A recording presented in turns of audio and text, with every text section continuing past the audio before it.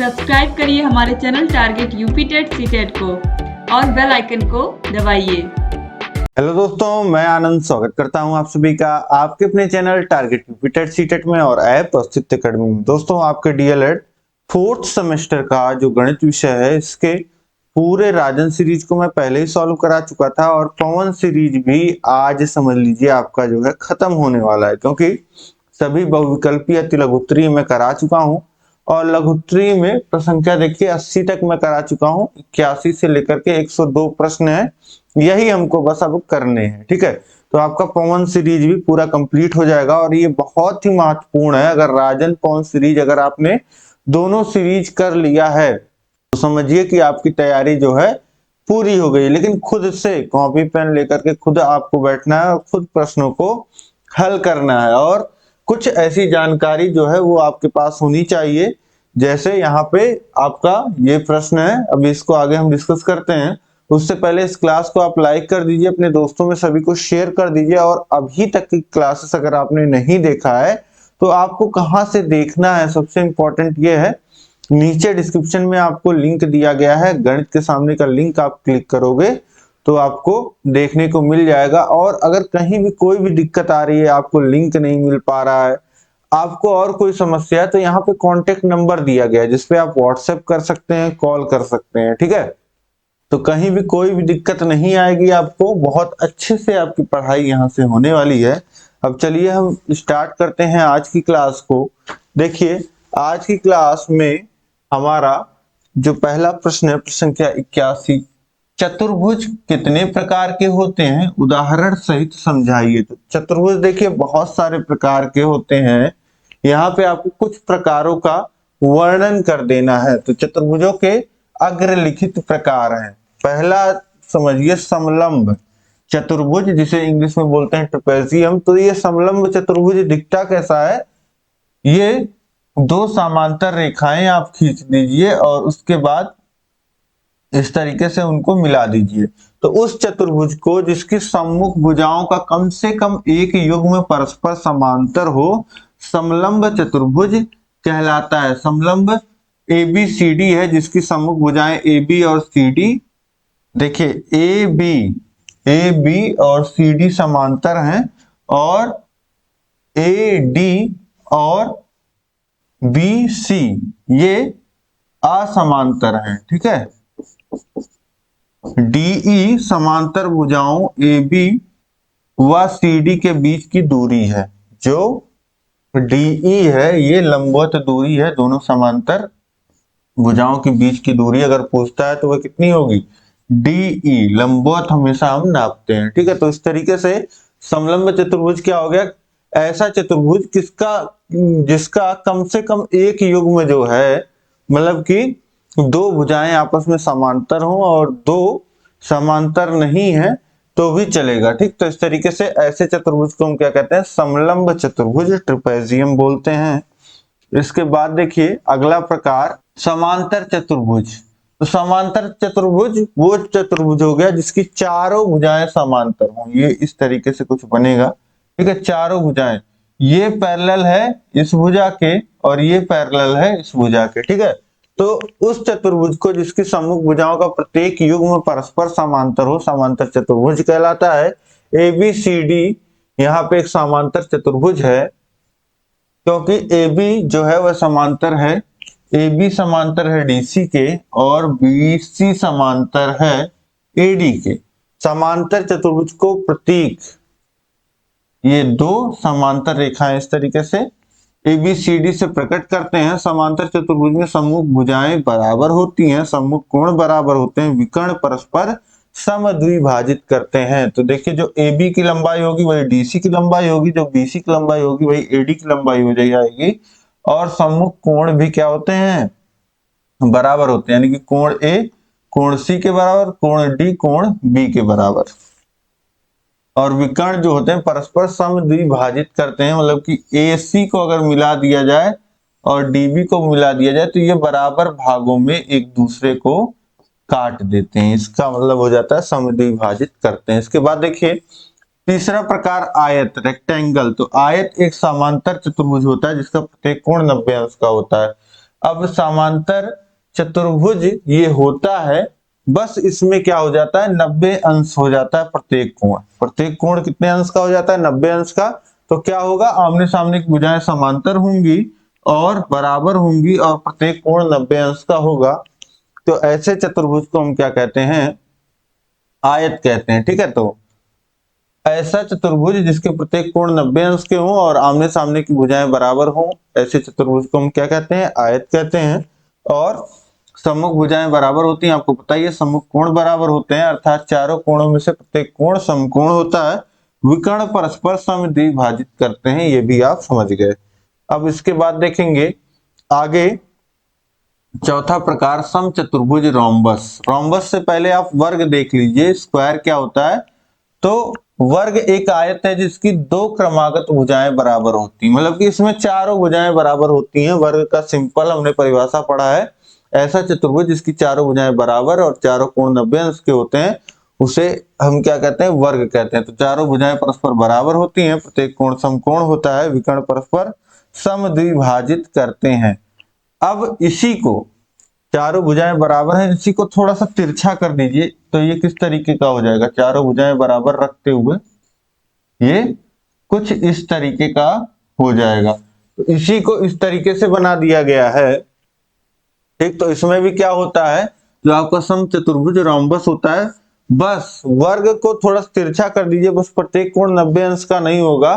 ठीक है, तो चारों भुजाएं बराबर होंगी रोम्बस में, समचतुर्भुज में, और सम्मुख कोण बराबर होते हैं और विकर्ण परस्पर समद्विभाजित करते हैं, ये हमारा हो जाता है रोम्बस। ठीक, तो इस तरीके से ये सभी चतुर्भुज आपने पढ़ लिए।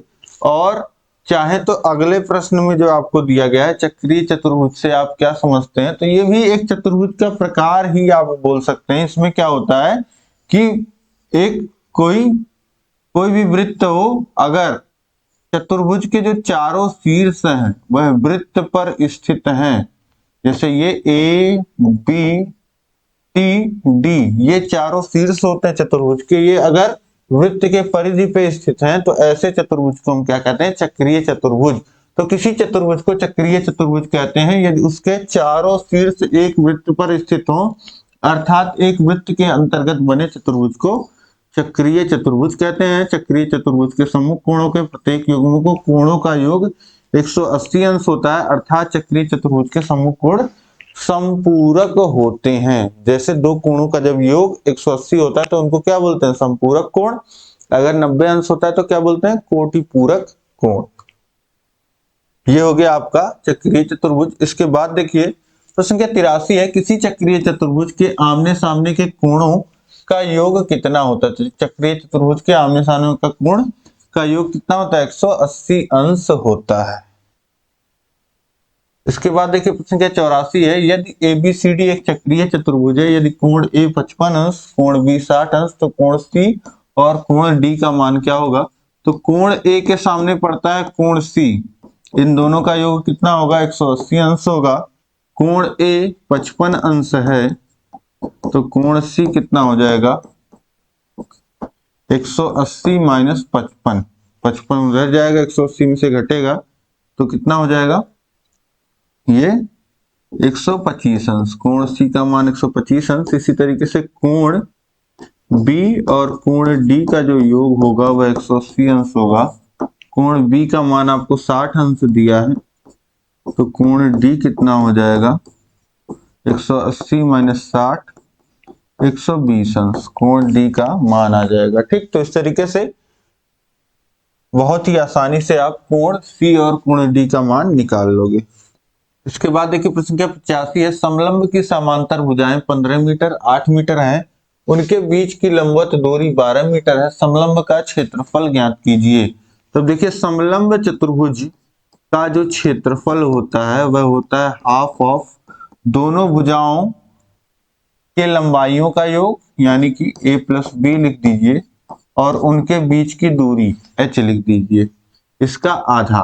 ठीक, 1/2, 1/2 ऑफ, अब समांतर भुजाएं कितनी हैं, 15 और 8 हैं, तो 15 धन 8 और ऊंचाई कितनी है 12 है, 2 से 12 को काटिए, 6 बार में कट गया, और 15 और 8 23 हो जाएगा, 23 गुणे 6, 6 3 18, हासिल लगा 1, 6 दूनी 12, 1 13, 138 वर्ग मीटर। ये उत्तर आ जाएगा। समलंब चतुर्भुज का जो क्षेत्रफल आ जाएगा वह आधा होता है किसका, दोनों भुजाओं के लंबाइयों का योग गुणे उन दोनों के बीच की दूरी, तो ये 138 वर्ग मीटर आ जाएगा। अब इसके बाद देखिए प्रश्न क्या 86 है, एक समचतुर्भुज ABCD की रचना कीजिए जिसकी प्रत्येक भुजा 4.5 सेंटीमीटर, एक विकर्ण 6 सेंटीमीटर, दूसरे विकर्ण को नाप करके लिखिए। ठीक, तो एक विकर्ण जो आपको दिया गया है, एक देखिए समचतुर्भुज की रचना करनी है, तो समचतुर्भुज में आपको पता है कि सभी भुजाएं बराबर होती हैं, तो सभी भुजा का जो माप होगा वह 4.5 सेंटीमीटर होगा। एक विकर्ण आपको दे दिया गया है 6 सेंटीमीटर का, तो इसी विकर्ण को हम पहले लेकर के चलेंगे, पहले इसी विकर्ण को बना लेंगे। तो सबसे पहले विकर्ण AC, देखिए जब चतुर्भुज हम लोग बनाते हैं तो ABCD इस तरीके से नंबरिंग करते हैं, और AC और BD ये हमारा क्या आता है, ये विकर्ण आते हैं। तो सबसे पहले आप लिख दीजिए AC, एक विकर्ण 6 सेंटीमीटर का खींचा, तो इस तरीके से ये 6 सेंटीमीटर का AC आपका विकर्ण हो गया। अब A बिंदु से 4.5 सेंटीमीटर प्रकार में खोल करके आप इस तरीके से यहाँ पे चाप लगा लेंगे। ठीक, और इसी तरीके से ही C बिंदु पे प्रकार रख के चाप लगा लेंगे, तो ये B बिंदु पे काटेगा, जहां पे काटेगा वहां से A और A से मिला देंगे तो AB बन जाएगा, C से मिला देंगे तो CB, ये दोनों भुजाएं बन जाएंगी। इसी तरीके से A बिंदु से नीचे की तरफ एक चाप लगाएंगे और C बिंदु से नीचे की तरफ एक चाप लगाएंगे, जहां पे एक दूसरे को ये चाप काटेंगे वही आपका क्या हो जाएगा, वो D बिंदु हो जाएगा, और AD को मिला दीजिएगा और CD को मिला दीजिएगा, ये आपका समचतुर्भुज बन के तैयार हो जाएगा। और फिर उसके बाद BD को मिला देंगे और BD को नाप लेंगे, यही BD की लंबाई हो जाएगी। यही इतना आपसे दूसरे विकर्ण को नाप करके लिखिए बोला था। तो विकर्ण AC 6 सेंटीमीटर खींचा, फिर बिंदु A से 4.5 सेंटीमीटर तथा बिंदु C से इसी दूरी पे चाप लगाने पे जो एक दूसरे को बिंदु B पे काटते हैं, AB और BC को मिलाया। इसी प्रकार बिंदु A और C से नीचे की ओर 4.5 सेंटीमीटर की दूरी पे चाप लगाते हैं, जो एक दूसरे को D बिंदु पे काटते हैं। अब AD CD को मिलाया, इस प्रकार ABCD अभीष्ट समचतुर्भुज है हमारा, और दूसरे विकर्ण BD को मिला देंगे और लंबाई नाप लेंगे, कितना आ जाएगा 6.6 सेंटीमीटर। ये आप बना करके लंबाई नाप करके देख लीजिएगा अपने कॉपी में। अब इसके बाद हम लोग बढ़ेंगे, अगला प्रश्न है प्रश्न क्या 87, आकृति में ABCD समांतर चतुर्भुज है, CF परपेंडिकुलर है AB के, CF जो है यह परपेंडिकुलर है किसके, ये जो AB भुजा, देखिए ABCD ये हमारा क्या है, समांतर चतुर्भुज है। और समांतर चतुर्भुज में आपको पता है कि दोनों जो होती हैं भुजाएं, AB समांतर है DC के और AD समांतर है BC के। देखिए BC ज्यादा टिल्ट बन गया है, थोड़ा सा और टिल्ट बनता, ठीक है, फिर भी आप समझ लीजिए कि AD जो है BC के समांतर है। अब समझिए, यदि AB बराबर 16 सेंटीमीटर, AD बराबर 12 सेंटीमीटर और CF बराबर 12 सेंटीमीटर हो तो BG ज्ञात कीजिए। अब AB की लंबाई आपको दे दिया कितना 16 सेंटीमीटर, और CF आपको दे दिया कितना, AB 16 और AD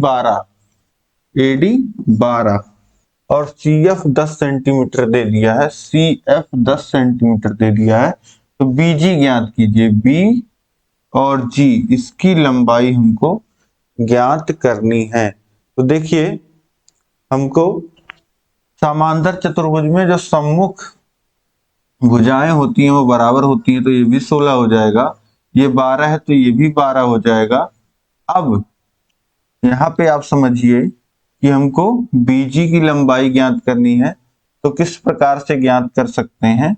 अब देखिए हमारे पास फॉर्मूला होता है समांतर चतुर्भुज के क्षेत्रफल का। तो समांतर चतुर्भुज का जो क्षेत्रफल होता है,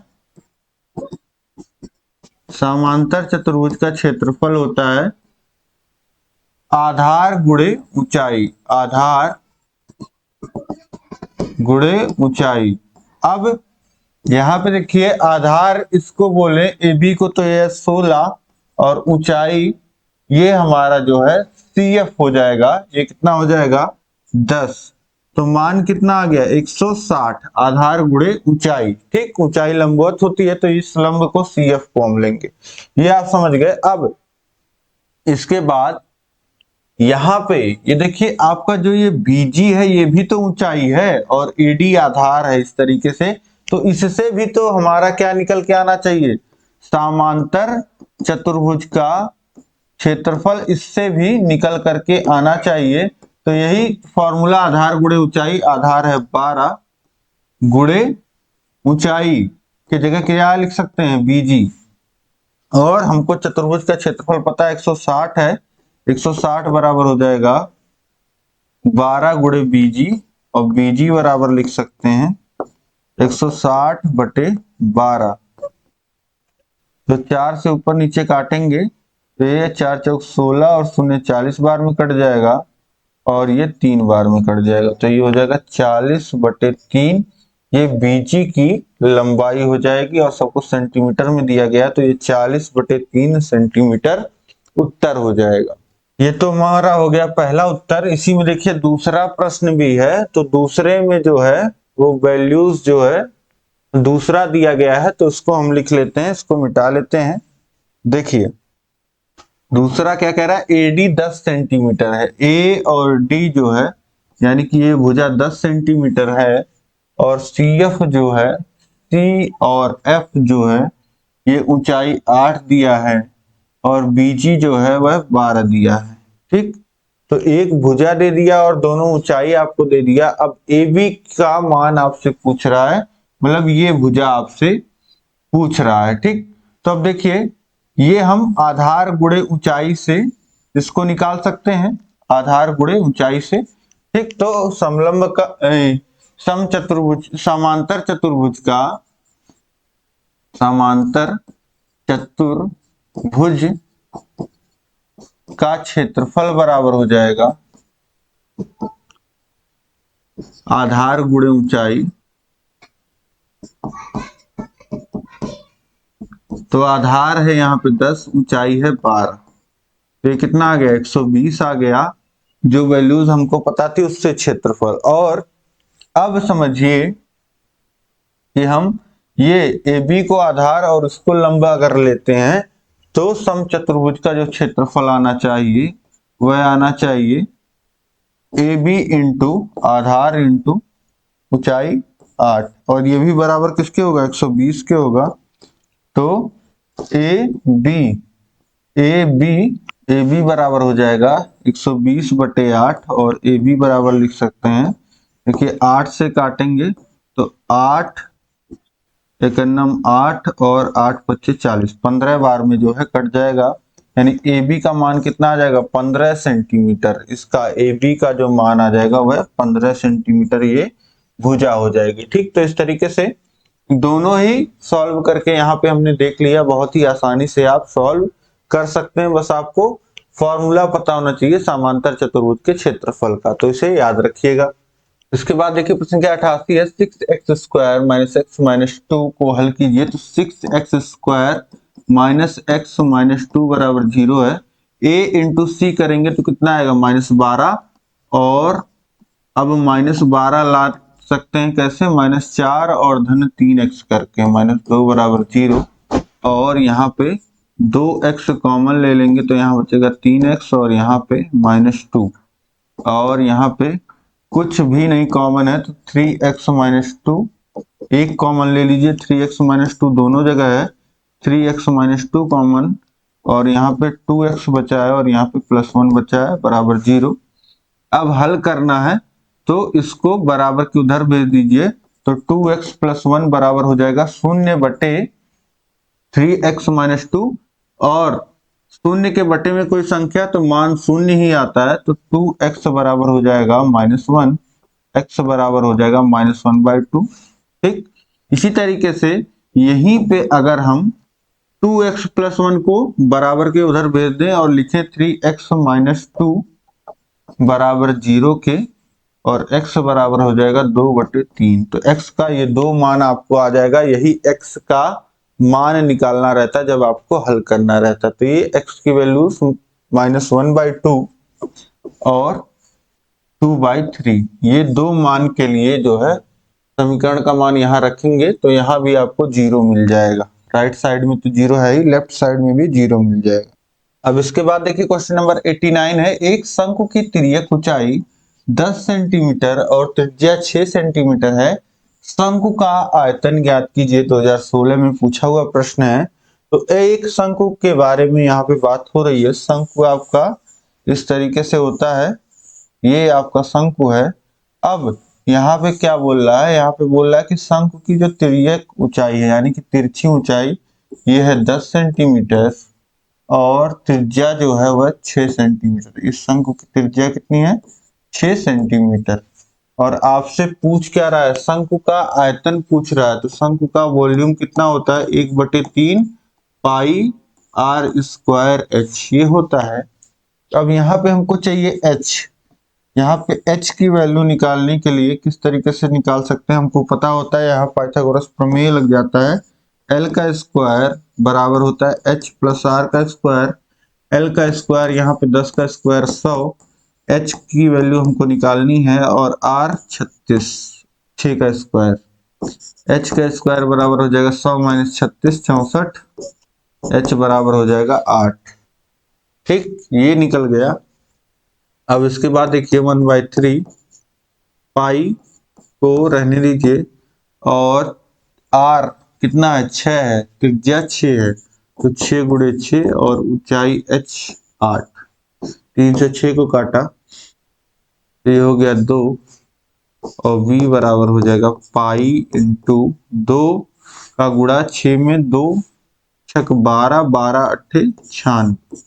तो वॉल्यूम कितना हो गया? 96 पाई घन सेंटीमीटर। ठीक, तो यहीं पे छोड़ दीजिए, चाहे पाई की वैल्यू रख दीजिए।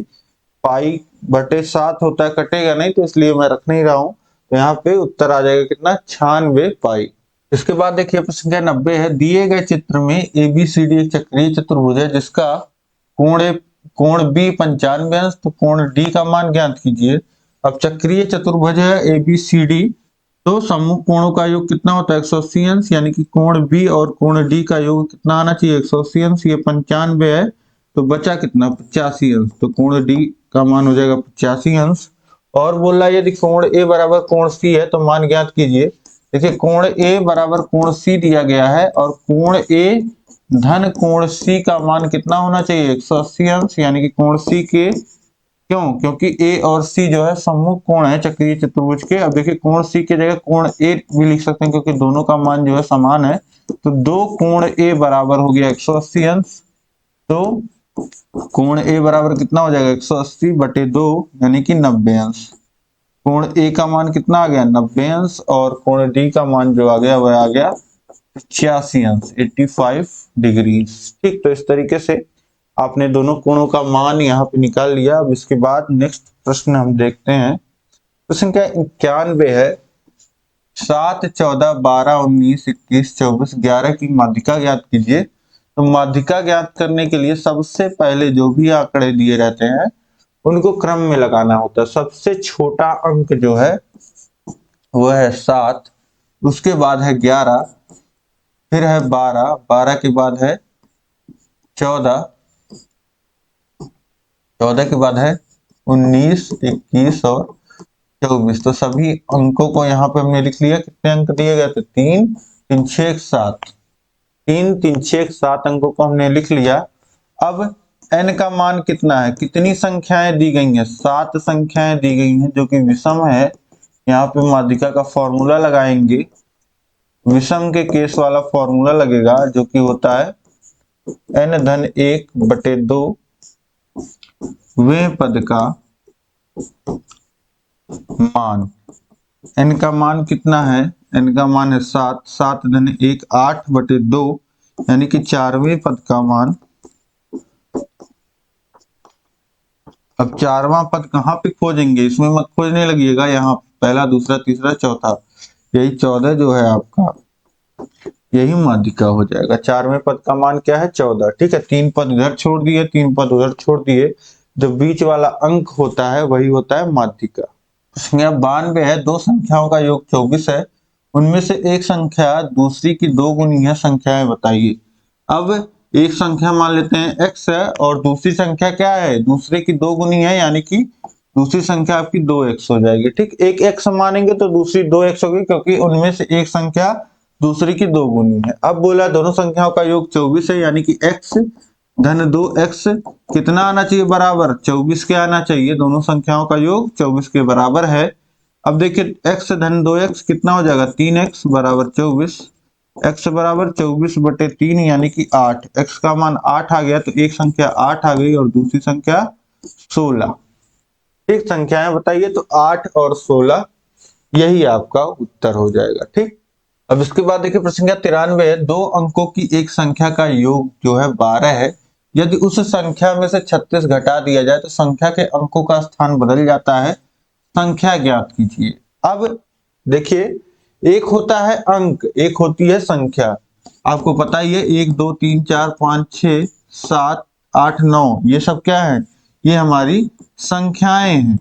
ठीक, अब अंक हमारे कैसे बनते हैं, जैसे 25, 25 क्या है, इकाई का स्थान है 5, दहाई का स्थान है 2, और ये 25 आता कैसे है, 2 का गुणा 10 धन 5, ये इस तरीके से 25 आता है। अब हम लोग यहाँ पे जब संख्या और अंकों की बात हो रही है, तो दो अंकों की एक संख्या का योग 12 है। अब समझिए, माना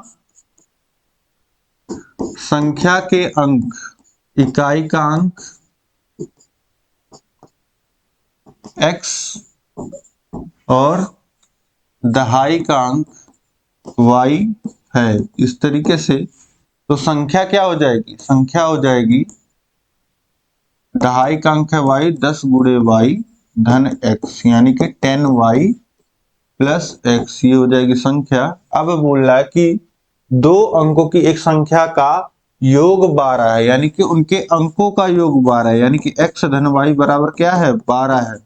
अब बोल रहा है कि संख्या के अंकों का स्थान बदल जाता है, यदि उस संख्या में से 36 घटा दिया जाए तो संख्या के अंकों का स्थान बदल जाता है। तो यहाँ पे अंकों के बदलने पर संख्या, अंकों के बदलने पर संख्या, तो जब अंक बदल जाएंगे तो दहाई के स्थान पे क्या आ जाएगा, x, यानी कि 10 गुणे x, और इकाई के स्थान पे y, तो प्लस y।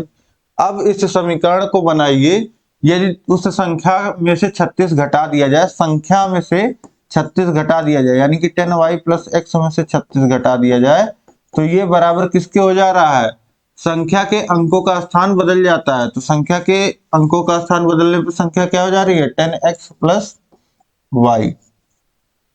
अब सभी चीजें उधर लेते जाइए, 10x plus y minus 10y minus x plus 36 बराबर 0 के। अब 10x में से x घट जाएगा, बचेगा क्या, 9x, 9x और y में से 10y घटेगा, माइनस 9y बचेगा, और उसके बाद क्या बचा है, प्लस 36 बराबर 0 के। ठीक, अब इसके बाद देखिए, ये हमारा पहला समीकरण है, और ये हमारा जो है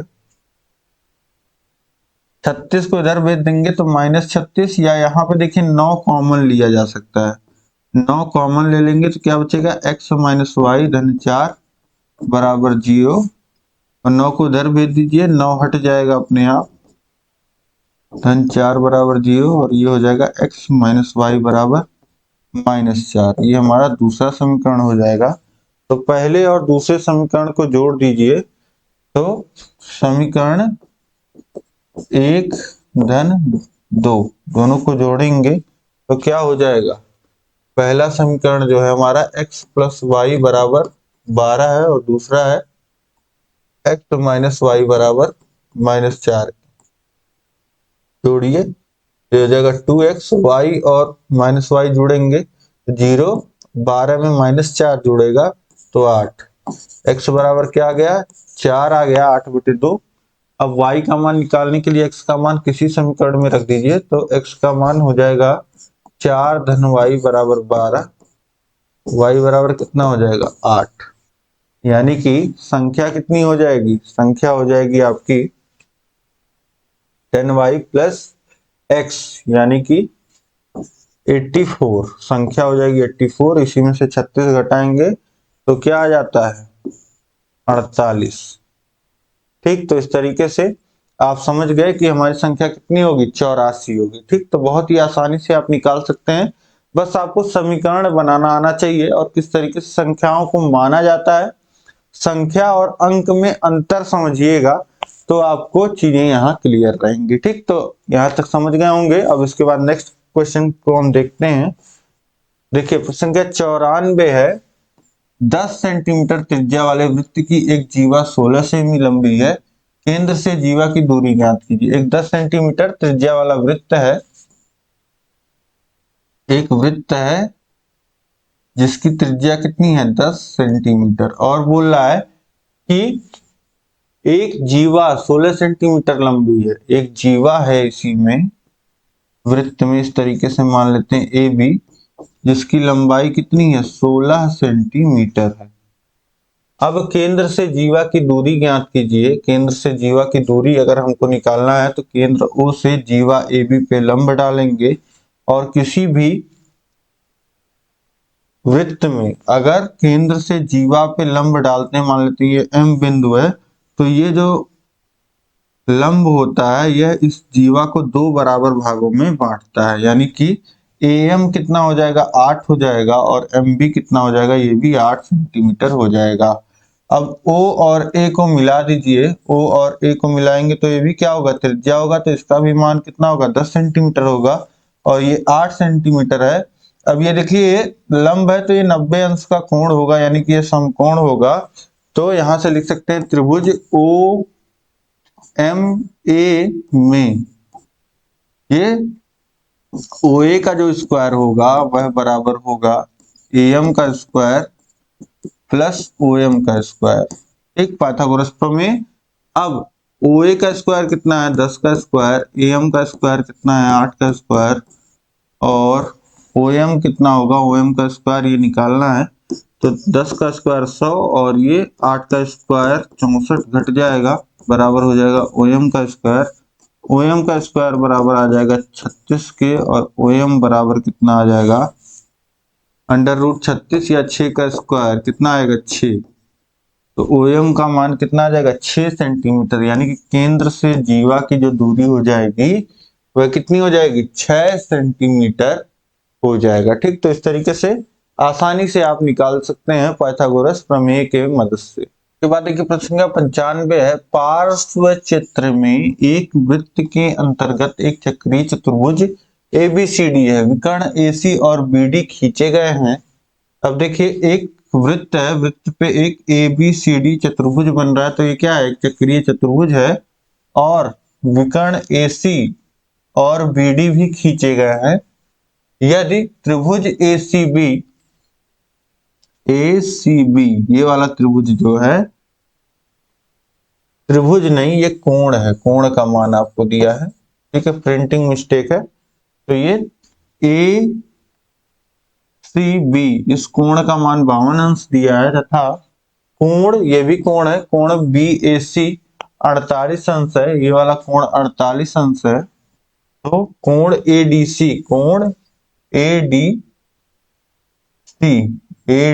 ये वाला पूरा कोण का मान आपसे पूछ रहा है। ठीक, तो चक्रीय चतुर्भुज में सम्मुख कोण का जो मान होता है वह आपको पता है कि सम्मुख कोणों का जो योग होता है वो 180 अंश होता है, तो कोण B का अगर हमको मान पता चल जाए ABC का, तो यहाँ पे हम क्या कर सकते हैं आसानी से इस कोण का मान निकाल सकते हैं।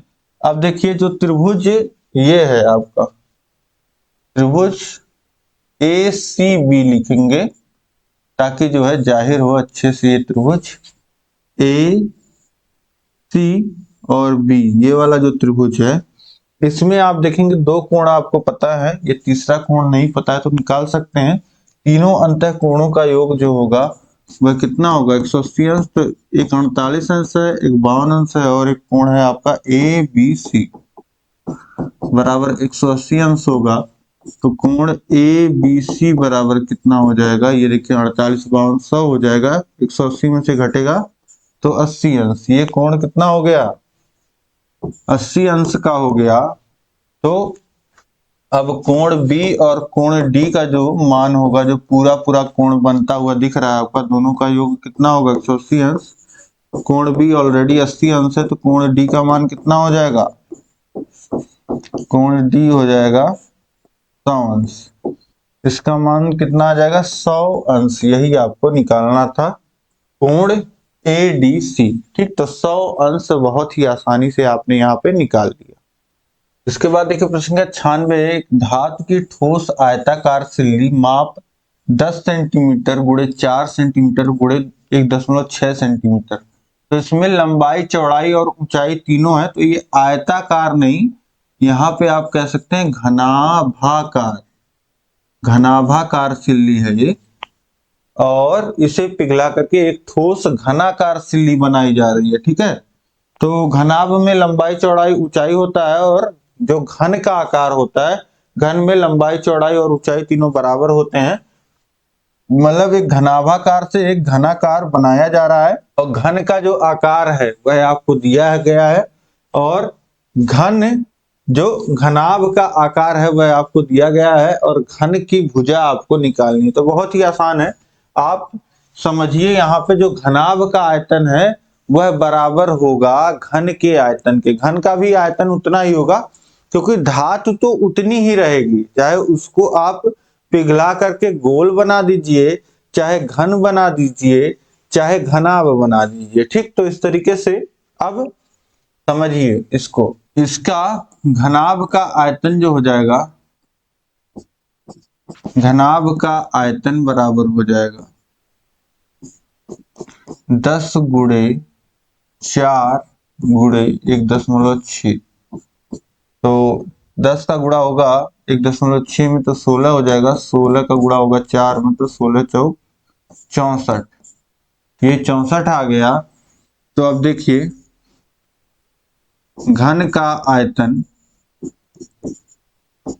ये बराबर होगा घनाभ के आयतन का जो कि है 64 का, और घन का आयतन होता है भुजा का क्यूब, भुजा का क्यूब 64 होगा, ए का क्यूब 64 को लिख सकते हैं 4 का क्यूब, यानी ए का मान कितना होगा 4 सेंटीमीटर। ठीक है, तो घन की जो भुजा आ जाएगी वह कितनी आ जाएगी, नई सिल्ली की जो भुजा की माप हो जाएगी वह कितना हो जाएगा 4 सेंटीमीटर। ठीक, तो इस तरीके से ये उत्तर हो जाएगा आपका 4 सेंटीमीटर।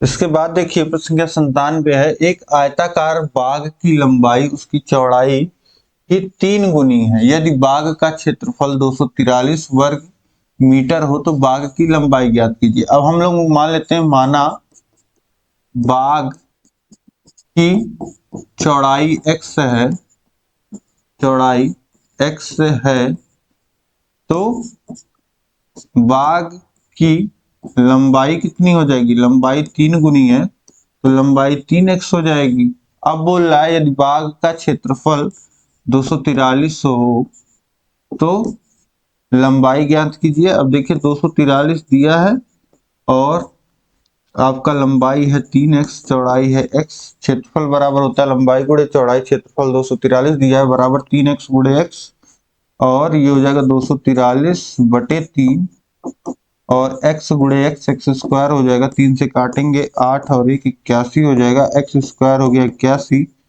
जिसे लिख सकते हैं x स्क्वायर बराबर 9 का स्क्वायर और x बराबर 9, यानी कि ये आपका बाग की लंबाई कितनी आ जाएगी, लंबाई पूछा है तो लंबाई है 3x, 3 गुणे 9 27 मीटर, ये बाग की लंबाई आ जाएगी कितनी 27 मीटर। ठीक, तो इस तरीके से बहुत ही आसानी से, बहुत ही आसान प्रश्न है, आप कर सकते हैं। इसके बाद देखिए प्रश्न संख्या 98 है, एक आयताकार बाग की लंबाई और चौड़ाई में अनुपात 3:2 है। यदि बाग का क्षेत्रफल 600 वर्ग मीटर है तो उसकी लंबाई और चौड़ाई ज्ञात कीजिए। अब लंबाई और चौड़ाई में अनुपात दिया है तो उसी अनुपात में हम क्या करेंगे, लंबाई और चौड़ाई मान लेंगे। माना बाग की लंबाई और चौड़ाई अनुपात कितना दिया गया है, 3:2 का, तो 3x और 2x है। बस x का गुणा कर दीजिए और मान लीजिए। ठीक, लंबाई पहले लिखी है तो 3x हो जाएगा लंबाई, चौड़ाई बाद में है तो चौड़ाई हो जाएगा 2x। अब यदि बाग का क्षेत्रफल 600 वर्ग मीटर है तो उसकी लंबाई और चौड़ाई ज्ञात कीजिए। अब बाग का क्षेत्रफल बराबर क्या हो जाएगा, ये हो जाएगा लंबाई गुणे चौड़ाई। क्षेत्रफल कितना दिया गया है, 600 वर्ग मीटर, और लंबाई है 2x, लंबाई है 3x, चौड़ाई है 2x, तो ये हो जाएगा 6x स्क्वायर। 6 से काटेंगे 600 को, 100 बार में कट जाएगा और x बराबर कितना हो जाएगा, अंडर रूट 100 यानी कि 10 का स्क्वायर। x बराबर कितना आ जाएगा, 10 मीटर। x का मान आ गया 10 मीटर यहां से, तो लंबाई कितनी आ जाएगी आपकी, 3 गुणे 10 30 और 20 मीटर। ये आपका उत्तर हो जाएगा। बाग की जो यहाँ आयताकार बाग की जो लंबाई हो जाएगी वह हो जाएगी 30 मीटर, चौड़ाई हो जाएगी 20 मीटर। उसके बाद देखिए प्रश्न संख्या 99 है, एक साइकिल के पहिए का व्यास 77 सेंटीमीटर है। 0.242 किलोमीटर चलने में पहिया कितने चक्कर लगाएगा। अब समझिए यहाँ पे कि एक साइकिल के पहिए का व्यास आपको दिया गया है। ठीक, तो पहिया कोई भी है, देखिए जैसे यहां से एक बिंदु से चलना शुरू किए तो हर पॉइंट पे ये टच करता हुआ चलता है। ठीक, तो ये अपने परिधि के बराबर, एक चक्कर में अपने परिधि के बराबर चलता है। तो वृत्त का परिधि क्या होता है, 2πr होता है। ठीक, तो एक चक्कर में चली गई दूरी, एक चक्कर में चली गई दूरी जो हो जाएगा वह कितना हो जाएगा, 2πr, यही होता है। दूरी बराबर हो जाएगा परिधि के, और परिधि कितना होता है, 2πr। ठीक, एक चक्कर में 2πr दूरी चलेगा और पूछ रहा कि 0.242 किलोमीटर चलने में पहिया कितने चक्कर लगाएगा। अब देखिए एक चक्कर में चली गई दूरी कितना हो जाएगा, 2πr कितना है, व्यास है 77, तो r हो जाएगा 77/2, 2 से 2 कट जाएगा, यानी कि 77 पाई सेंटीमीटर ये एक चक्कर में चलेगा। और हमको जो निकालना है वो 0.242 किलोमीटर चलने में पहिया कितना चक्कर लगाएगा। तो देखिए एक चक्कर में इतना सेंटीमीटर चल रहा है, तो इसको अगर हम किलोमीटर में कन्वर्ट करें सेंटीमीटर को, तो सेंटीमीटर को पहले तो मीटर में बदलने के लिए, एक मीटर में क्या होता है, 100 सेंटीमीटर होता है।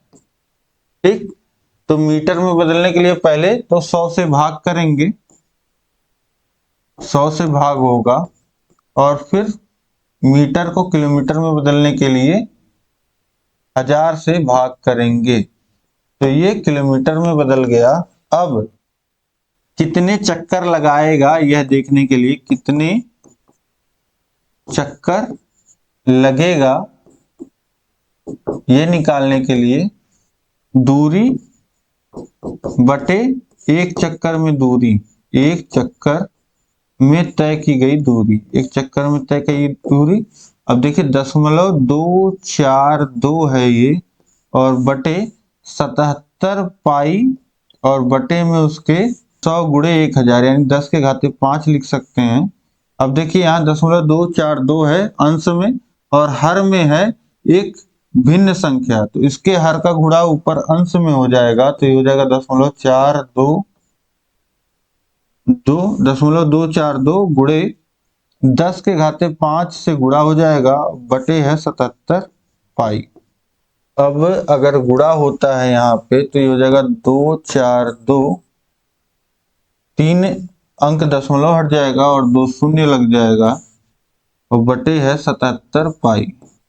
अब इसको हम काटते हैं 11 से, तो देखिए 11 से काटेंगे तो 11 सत्ते 77 और ये 11 दूनी 22 और फिर ये 11 दूनी 22, तो 2200 बटे 7 पाई। पाई की वैल्यू 22 बटे 7 रखिए, 7 से 7 कट जाएगा और इस 22 से 22 कट जाएगा एक बार में, आएगा कितना 100। तो 100 चक्कर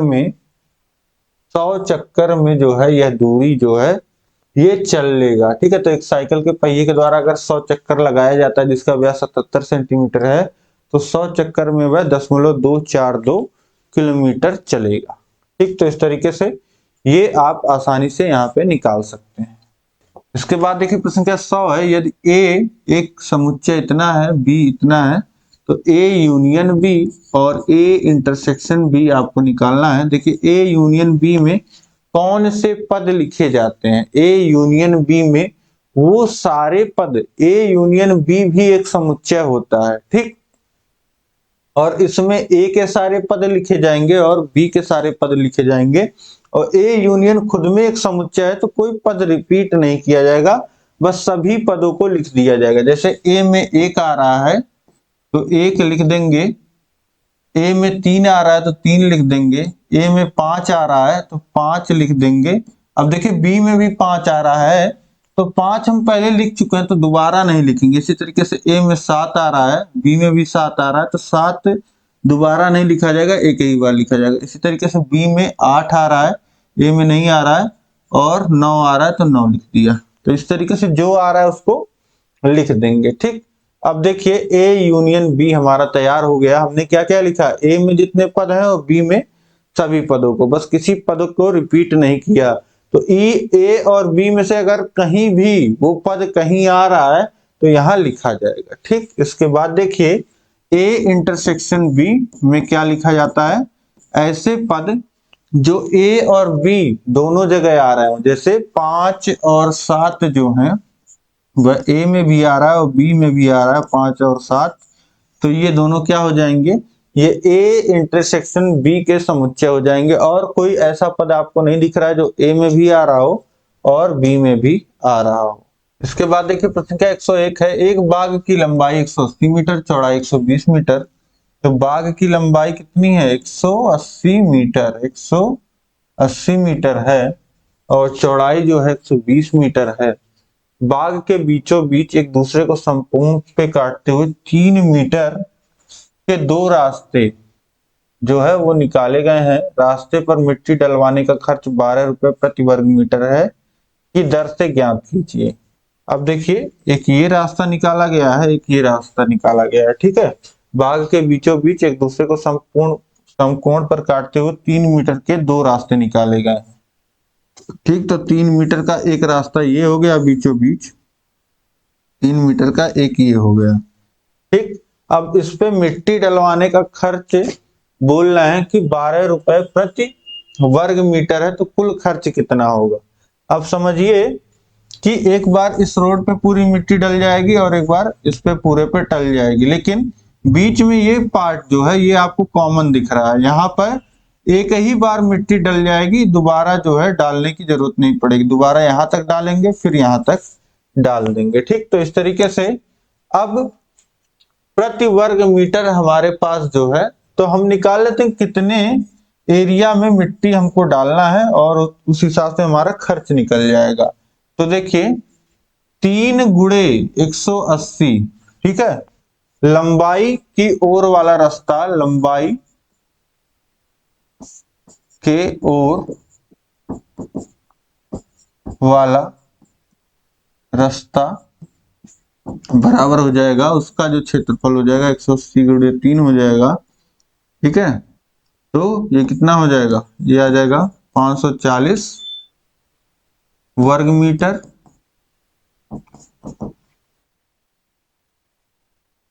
और चौड़ाई की ओर वाला निकालें रास्ते का क्षेत्रफल जो हो जाएगा वो कितना हो जाएगा 120 गुणे 3, तो ये हो जाएगा 36 और 360 वर्ग मीटर। अब देखिए दोनों रास्तों का हमने क्षेत्रफल निकाल लिया, लेकिन ये दोनों रास्ते जहां एक दूसरे को कट कर रहे हैं, ठीक है, ये 3 चौड़ाई 3 लंबाई यानी कि एक वर्ग बन रहा है, जो जिसका क्षेत्रफल कितना होगा, वर्ग का क्षेत्रफल हो जाएगा ये 3 गुणे 3 यानी कि 9 मीटर। तो 9 मीटर 2 बार जोड़ा जा रहा है, बस एक ही बार जोड़ना है। तो कुल रास्ते का क्षेत्रफल जो हो जाएगा, यहाँ पे रास्ते का क्षेत्रफल बराबर हो जाएगा 540 धन 360 माइनस 9, एक बार 9 घटा दीजिए, तो ये कितना आ जाएगा आपका, ये आ गया 6 3 900 माइनस 9 यानी कि 891 वर्ग मीटर या मीटर स्क्वायर। अब खर्च कितना आ जाएगा, खर्च जो आ जाएगा रास्ते का क्षेत्रफल और गुणे 12 रुपए इधर से पड़ रहा है, तो 891 गुणे दर, दर कितनी है 12 रुपए, तो गुणा कर लीजिए, 12 के नम 12 के 2 हासिल लगा 1 और 12 नवा 108 और 1 9 हो जाएगा 10 हासिल लग गया, 12 अट्ठे 96 10 106 10,692 रुपए इतना खर्च जो है इस रास्ते पे मिट्टी डलवाने का लगेगा। ठीक, तो इस तरीके से आसानी से आप निकाल सकते हैं। बस यही एक ट्रिक था यहाँ पे कि ये जो है क्षेत्रफल घटा देना है, नहीं तो वो 9 का और जुड़ जाता तो राशि और बड़ी आ जाती और गलत आ जाता उत्तर। इसके बाद देखिए प्रश्न संख्या 102 है, चित्र में एक राजकीय भवन का मानचित्र दिया गया है, इसमें सड़क को बिंदुदार भाग से दिखाया गया है, सड़क की चौड़ाई 2 मीटर, भवन तथा सड़क का क्षेत्रफल ज्ञात कीजिए। अब देखिए यहाँ पे चित्र में ये जो बिंदी बिंदी आपको दिख रहा है, ये सारी सड़कें हैं और आगे पार्क है और इधर भवन है। ठीक है, यानी कि इधर से एंट्री है और उसके बाद ये भवन है, फिर इधर से एग्जिट। ठीक, इस तरीके से है, ये सड़क है और ये भवन है, आगे पार्क है। अब समझिए कि आपको क्या निकालना है, भवन का क्षेत्रफल निकालना है और सड़क का। तो भवन का सीधे सीधे दिख रहा है आपको, ये 15 मीटर है और ये 30 मीटर है। ठीक, आयताकार है तो 15 गुणे 30 ये आ जाएगा आपका भवन का क्षेत्रफल। ये आ गया कितना 450 और मीटर स्क्वायर या वर्ग मीटर। ये तो भवन का क्षेत्रफल तो निकालना आसान था, ये आपने निकाल लिया। इसके बाद देखिए सड़क का क्षेत्रफल, सड़क का क्षेत्रफल। अब देखिए सड़क भी आयत बना बना करके आपको निकालना है। तो देखिए सड़क की जो चौड़ाई है वह 2 मीटर है और ये कितना है, ये है आपका, देखिए पूरा है 20 मीटर, इतना है 15, तो ये कितना होगा, ये होगा 5 मीटर। ये 5 मीटर निकल गया, तो 5 गुणे 2, 5 गुणे 2 ये आ गया आपका सड़क का क्षेत्रफल इस सड़क का। और देखिए 2 मीटर यहाँ पे ये चौड़ा है और 2 मीटर यहाँ पे चौड़ा है, तो इसकी अगर बात की जाए इसकी, तो 2 मीटर घटा दीजिए लंबाई में से, यानी कि कितना घट जाएगा, 2 एक बार घटाए 28, 2 एक बार घटाए 26, 26 और गुणे 2 चौड़ाई, ये आपका हो जाएगा इस सड़क का क्षेत्रफल। इसके बाद बचा ये, तो ये भी कितना है 2 गुणे 5 है या 5 गुणे 2 लंबाई गुणे चौड़ाई। ठीक, तो ये हो गया 10 और ये हो गया 52 और ये हो गया 10, तो 20 और 52 72 वर्ग मीटर। ठीक, तो आपका 72 वर्ग मीटर आ गया सड़क का क्षेत्रफल और भवन का क्षेत्रफल आ गया 450 वर्ग मीटर। ठीक, तो इस तरीके से ये आपने जितने भी प्रश्न थे आपके लघुत्तरी में सभी प्रश्न समाप्त हो गए, यानी कि पूरा जो है आपका पवन सीरीज यहाँ पे खत्म होता है। अब यहाँ तक पूरे पवन सीरीज में अगर कहीं भी कोई भी डाउट होगा तो इस क्लास पे आप कमेंट करिएगा नीचे। और अभी तक कैसा रहा आपका सफर पूरा पवन सीरीज आपने इजीली सॉल्व कर लिया या नहीं कर पाए, आप मुझे कमेंट करके बताइएगा। और पूरा क्लासेस जिसने अटेंड किया होगा वो जरूर लिख के बताएगा कि पूरा पवन सीरीज मैंने सॉल्व कर लिया है। इसी तरीके से पूरा राजन सीरीज भी मैंने सॉल्व कराया है, तो वो भी सभी क्लासेस आपको देख डालना है और कॉपी पेन लेकर के बैठना है। हर एक प्रश्न मैं पहले पढ़ देता हूं आपके लिए, तो वहीं पे क्लास जो है पॉज करके आप सॉल्व कर सकते हैं और पूरा मेरा सोल्यूशन देख करके अपने आप को मिला सकते हैं। ठीक, तो इसी तरीके से राजन पवन पूरा आपको कंप्लीट कर लेना है। प्रीवियस ईयर क्वेश्चन पेपर भी आपका इसी में कवर हो जाएगा, लेकिन अलग से प्रैक्टिस के लिए मैं आपके लिए मॉडल पेपर्स लेकर के आऊंगा, वो भी देख सकते हैं। और इसी तरीके से आपको सभी विषय पढ़ाए गए हैं राजन पवन सीरीज, वो देख डालिए। क्लासेस पढ़ाई गई हैं वो देख डालिए, अपने तैयारी को बेहतर करिए। और कोई भी सवाल सुझाव हो कमेंट करके बताइए। चैनल पर नए हैं चैनल को सब्सक्राइब करिए, क्लास को लाइक करिए, अधिक से अधिक शेयर करके बता दीजिए सभी को कि पूरा पवन पूरा राजन जो है पढ़ाया जा चुका है। यहाँ पे बस आपकी कसर रहती है कि आप कितने जल्दी कंप्लीट करते हैं। ठीक, तो उम्मीद है कि आप बहुत अच्छे से एग्जाम्स को देकर के आएंगे, बहुत अच्छा स्कोर करेंगे और आकर के बताएंगे कि हाँ मैंने 25 में 25 करके आया है। ठीक, तो इस तरीके से उम्मीद है कि सारी चीजें आपको समझ में आ गई होंगी। अगर आप चाहते हैं कम समय में बेहतर ढंग से तैयारी करना, तो नीचे डिस्क्रिप्शन में ऐप का लिंक दिया गया है, वहां पे आपको सभी जो चैप्टर वाइज आपको पूरा सिलेबस पढ़ाया गया सभी विषयों का, उसका नोट्स पीडीएफ मिल जाएगा। हर एक चैप्टर के बाद आपको टेस्ट देने को मिल जाएगा, टेस्ट सीरीज मिल जाएगा, और आपका राजन पवन सीरीज का पीडीएफ मिल जाएगा, आपका डाउट सेशन मिल जाएगा। सारी सुविधाएं जो है आपको अस्तित्व एकेडमी ऐप पे मिलेंगी, और यहाँ पे नंबर दिया गया है, उस पर व्हाट्सएप और कॉल कर सकते हैं। अब हम मिलेंगे नेक्स्ट क्लास में। आगे आपको क्या पढ़ना है आप जरूर कमेंट करके हमको बताइएगा। मिलते हैं नेक्स्ट क्लास में। जय हिंद, जय भारत।